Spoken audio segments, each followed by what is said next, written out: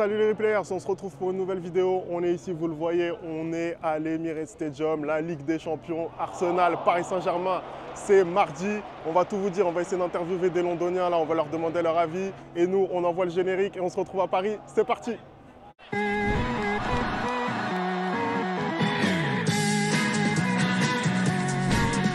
La magie du direct, hein, la magie du direct. Femi était à Londres et maintenant il est sur Paris. Voilà. C'est incroyable, c'est incroyable. En tout cas, j'aurais bien voulu rester à Londres, hein, je vais pas te mentir. J'aurais bien voulu y rester. T'es en train de dire qu'il fait mieux vivre, il fait bon vivre à Londres par rapport à Paris. Il fait très bon vivre, on voit qu'il y a du soleil à quasiment à chaque fois, on l'a vu encore. On voit que c'est un pays qui n'a pas les soucis politiques.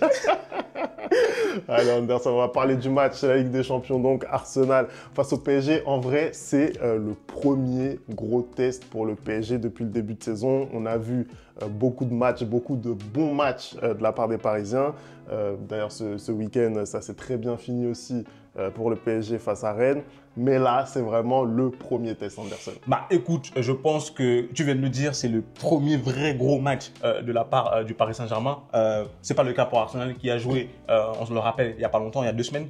Manchester City, hein, ça s'est terminé sur un match nul assez mouvementé. Hein. Je pense que là, le PSG a enfin l'occasion de nous montrer que ce début de saison, c'est pas un hasard. Hein. Tout simplement, on est face à 2 équipes qui n'ont pas encore perdu en championnat. Hein. Parce qu'on rappelle quand même que Arsenal a... Non, ils n'ont pas perdu, ils ont fait match nul aussi. En fait, on est face à 2 équipes qui n'ont pas perdu depuis le début de la saison. Hein, on est face à 2 équipes qui sont très joueuses, hormis Arsenal contre Manchester City. Mais sinon, on est face à 2 équipes qui ont envie d'avoir le ballon. Et je pense que le match, là, pour le coup, il va être équilibré. Et on va voir vraiment ce que les Parisiens ont dans le ventre. Là, Femi, moi, j'ai envie de te dire, tu es allé à Londres un peu, tu as eu le ressenti des supporters. Comment, toi, tu vois le match? Est-ce que tu penses que le Paris Saint-Germain a de quoi faire ou est-ce que tu penses que c'est un peu juste pour le Paris Saint-Germain? Tu sais quoi? Tu sais ce qu'on va faire? On va tout de suite demander aux gens sur place, d'accord? On va envoyer la réaction tout de suite, c'est parti. I don't know a lot about PSG this season, but I know you've sold Mbappe and some good players, but I presume you have new players to replace them. I don't know who. Who have you signed? You didn't get Osimhen? Yes, No we Osimhen. don't have Osimhen, but we don't need it. But as a PSG fan, would you take a draw? Would you be happy with a draw? For me, it is a win of You want to PSG. win at Arsenal, yeah. Yeah, I think very 50-50. 50-50. Okay, Yeah, thank you very much. it's okay. Je pense qu'il a les armes pour rivaliser.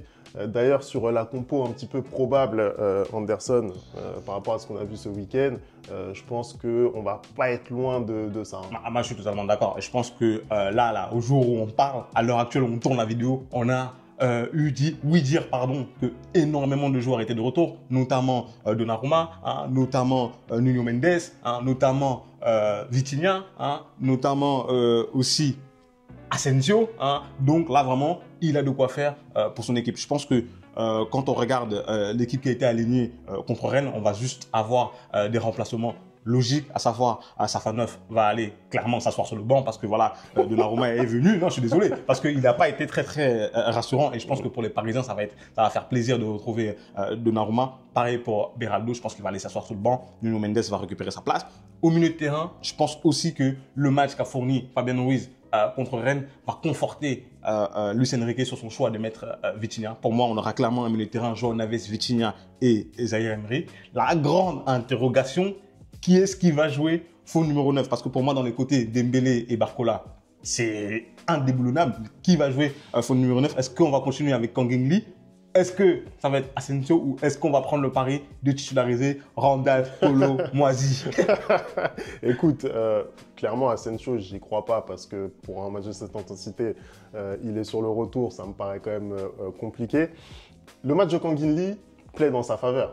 Clairement, contre Rennes, ça a été peut-être un des 3 meilleurs joueurs sur le terrain avec Barcola et avec João Neves.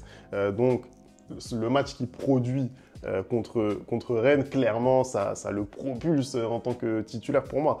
Après, encore une fois, c'est différent de jouer au Parc des Princes dans un fauteuil face à une équipe de Rennes qui est vraiment voilà, qui est dans le dur depuis le début de la saison, et aller jouer à l'Emirates avec l'énorme pressing que pratique Arsenal. Ils sont très forts. Je les ai encore vus justement contre Leicester, où même si le scénario du match est ils sont un peu emballés. Voilà, c'est vrai que sur la première période, c'est quasi un récital qu'ils nous font dans cet aspect, justement, dans cette capacité à pouvoir récupérer le ballon très rapidement, à mettre la pression. Vous imaginez juste un gars comme Saliba qui marque à la culotte Kangin, mais il va le renverser très très rapidement. Après, tu sais pas, le centre de gravité de Kangin Lee il est assez bas, hein, un peu comme un Messi, il peut le faire.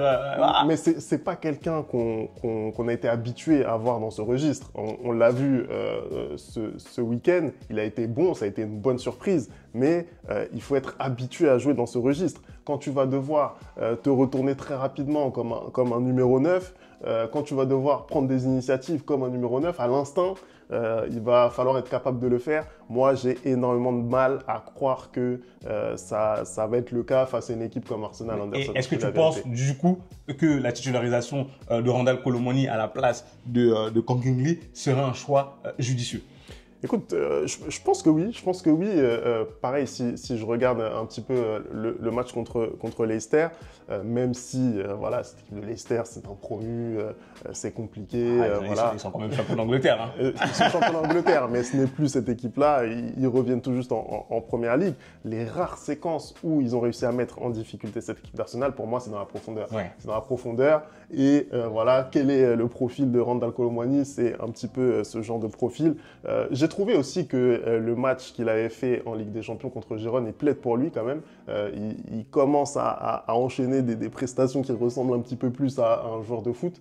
Pour moi, j'aurais tenté l'option Kolo Muani. Moi, ce qui me dérange avec ce joueur, aujourd'hui, je pense qu'il n'a pas la capacité d'être un titulaire au Paris Saint-Germain. Je pense qu'aujourd'hui, les meilleures prestations de Kolo Muani, c'est lorsqu'il est remplaçant et qu'il rentre et il vient apporter du son neuf dans ce Paris Saint-Germain-là. Donc, je pense que je ne vois pas pourquoi Luis Enrique va remanier son équipe après ce qu'on a vu contre Rennes, parce que pour moi, c'est un des matchs les plus aboutis du Paris Saint-Germain. Après, tout était bien fait. Oui, non, mais voilà. tout était bien fait et je n'estime pas que Kolo Muani va ramener quelque chose en plus dans cette équipe-là. Maintenant, j'ai envie de Femi qu'on passe pour toi. Quelles pourraient être les clés du match? Moi, je pense, je vais te dire, moi, je vais donner une des clés du match parce que je suis cette équipe d'Arsenal depuis le début de la saison, je suis cette équipe du Paris Saint-Germain depuis le début de la saison et même depuis l'année dernière. Et un des gros points faibles du Paris Saint-Germain, qui s'avère être l'un des plus gros points forts d'Arsenal, c'est les coups de pied arrêtés. C'est-à-dire qu'on remarque que Arsenal, cette année, ils ont énormément travaillé les coups de pied arrêtés. C'est-à-dire qu'il y a des combinaisons où ils font des blocages à des défenseurs quelquefois pas très légaux, comme contre Manchester City. On voit Gabriel qui marque de plus en plus de buts de la tête. Et de l'autre côté de la pièce, on a un Paris Saint-Germain qui prend énormément de buts sur la tête. On l'a vu l'année dernière d'ailleurs en Champions League contre le Barça. On l'a vu aussi contre Dortmund. On l'a vu cette année aussi. Un Paris Saint-Germain qui, dès qu'il y a un coup de pied arrêté, ils sont un peu fébriles. Donc, est-ce que toi, tu ne penses pas que Arsenal va vraiment jouer là-dessus? Clairement. Ce week-end, ils ont fait basculer la rencontre, encore une fois, sur un corner. D'ailleurs, tu fais bien de parler des combinaisons qu'ils font parce que c'est très atypique la façon dont ils jouent ces coups de pied arrêtés-là. Je suis très inquiet de ce point de vue, clairement. Je ne vais pas mentir, c'est compliqué. On a un problème là-dessus. Donc, il va vraiment falloir régler ça. Et c'est une des clés du match. Pour moi, la principale clé du match, au-delà des coups de pied arrêtés, ça en fait un petit peu partie, mais ça va être la façon dont le PSG va rentrer dans la partie et les 15-20 premières minutes. Moi, je me rappelle, et je fais un petit peu l'analogie avec ce match, à St. James Park, à Newcastle, où clairement, ils ont pris le bouillon. On a pris l'eau de toutes parts. Vraiment, ça a été très compliqué. Et moi, je pense que c'est au niveau de l'intensité qu'on va être capable de mettre dans les duels, ce qu'on va être capable d'avoir dans le ventre, en fait. Ça va être ça, pour moi, la clé du match. Et si tu ne prends pas vague sur vague au bout des 15-20 premières minutes et que tu es capable de dire « Ok, nous, on est le PSG, on est capable d'avoir des phases de possession chez toi à l'Emirates Stadium », face à une équipe en plus qui est habituée à avoir la possession, parce qu'il n'y a pas que l'intensité. À Arsenal, il y a vraiment cette capacité à avoir la possession, cette capacité à se servir aussi de ses ailes forts, de ses ailiers forts avec Bukayo Saka. Exactement. Le jeu penche en plus énormément à droite et on a un Nuno Mendes qui est extrêmement fébrile face à ce type de joueur. C'est ce que j'allais dire, justement. C'est compliqué. Si tu me permets, c'est ce que j'allais dire. Je pense qu'une des autres clés du match, ça va être aussi la manière dont le Paris Saint-Germain va gérer Bukayo Saka. parce que, comme tu l'as dit, on a remarqué qu'à chaque fois que Nuno Mendes a dû affronter un peu des joueurs de ce profil-là qui sont très virevoltants, on se rappelle de Lamine Yamal l'année dernière, hein, encore une fois de plus,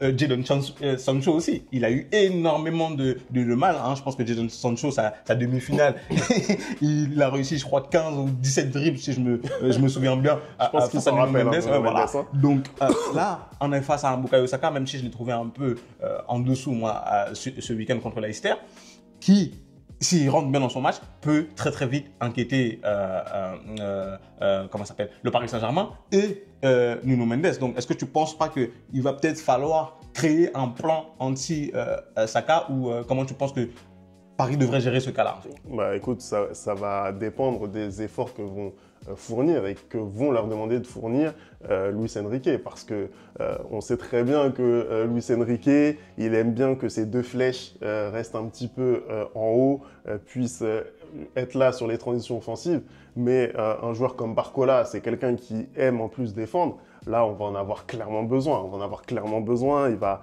devoir suppléer un maximum Nuno Mendes. Moi, je suis aussi rassuré de ce que je vois de la part d'Ousmane Dembélé dans ce registre, également parce que il fait de plus en plus d'efforts. Physiquement, on le sent vraiment très très bien. Et en plus, il arrive à apporter du danger dans la surface de réparation. Ce week-end, il nous a encore fait mentir avec des ratés un petit peu compliqués de ce point de vue. Mais je trouve que voilà, ils permettent vraiment, ces deux-là, l'équilibre de l'équipe. D'autant plus que Achraf Hakimi, moi, j'ai beaucoup de doutes sur lui.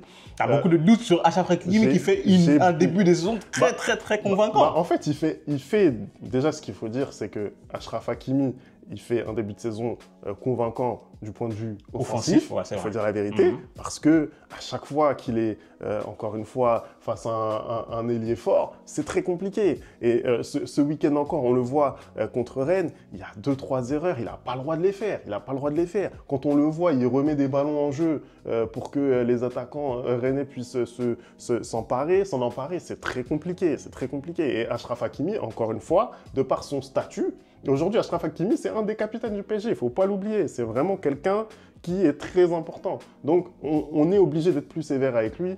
Et de ce point de vue, moi, j'en attends beaucoup d'Achraf Hakimi. Il n'est jamais régulier sur l'ensemble d'une saison, Achraf Hakimi en plus. Même quand il fait 3 bons premiers mois, dans les matchs qui comptent, c'est très compliqué pour lui. Donc voilà, je l'attends un petit peu au tournant. Et aussi la clé du match, parce qu'on n'en a pas parlé, mais Luis Enrique, je sais très bien qu'il est adepte des surprises. Lors du match contre Gérone, on a eu la surprise de ne pas voir João Neves en tant que titulaire, alors que João Neves, je suis désolé, mais João Neves, aujourd'hui, c'est lui... Tu ne peux pas le sortir de ce milieu. Tu ne peux pas le sortir de cette équipe. Tu ne peux pas le sortir de cette équipe. C'est lui qui nous permet vraiment d'entrevoir l'avenir avec sérénité. Je suis désolé. Franchement, au milieu du terrain... T'imagines João Neves Verratti? Le poulet que vous avez raté les Parisiens. Mais en tout cas, quand, même avec João Neves tout seul, le surplus qu'on gagne par rapport à Fabian Ruiz, je suis désolé, pour moi c'est vraiment gagnant-gagnant, c'est gagnant-gagnant. En tout cas, c'est sûr que par rapport au Fabian Ruiz qu'on voit en Espagne, il n'y a pas photo. C'est-à-dire que moi, je ne comprends pas pourquoi il a du mal vraiment à répéter de manière continue les prestations qu'il fait avec l'Espagne. Aujourd'hui, pour moi, le milieu, je te l'ai dit, Vitinha revient, ça va être Vitinha, João Neves et Zaïre Emery. Je pense qu'on s'éloigne de plus en plus de ta prédiction de fin d'année, comme quoi Zaïre Emery va aller sur le banc. On va passer au côté pronostic maintenant, Femi. Qu'est-ce que tu penses qu'il va y avoir comme score final dans ce match-là? Est-ce que, comme l'a dit le supporter anglais, est-ce que tu prendrais le match nul?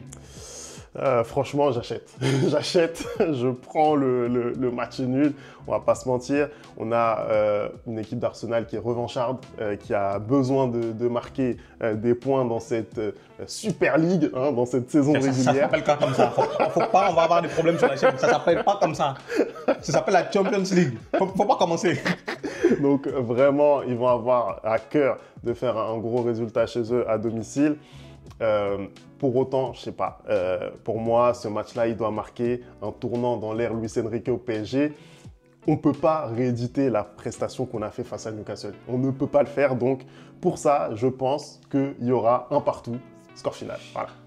Moi, personnellement, déjà, je ne veux pas te mentir, depuis le début de la saison, je pense que c'est un des matchs qui me hype le plus, niveau européen, si on enlève les matchs du Real, parce qu'il y a l'aspect émotionnel dedans. Je pense que cet Arsenal PSG va nous donner droit à un match de football. On est face à deux équipes qui aiment jouer au football et je pense que ça va aller vraiment de tous les côtés. Et je pense, moi je vais me mouiller, je pense que le Paris Saint-Germain va revenir de l'Emirates avec 3 points. Voilà. Je pense que le Paris Saint-Germain va revenir de l'Emirates avec 3 points et un résultat de 2-1, buteur Barcola et Dembélé. Voilà. Et de l'autre côté, Bukayo Saka. Moi, je me mouille. Lui, vous pouvez aller pronostiquer ceux qui pronostiquent. Vous pouvez aller pronostiquer.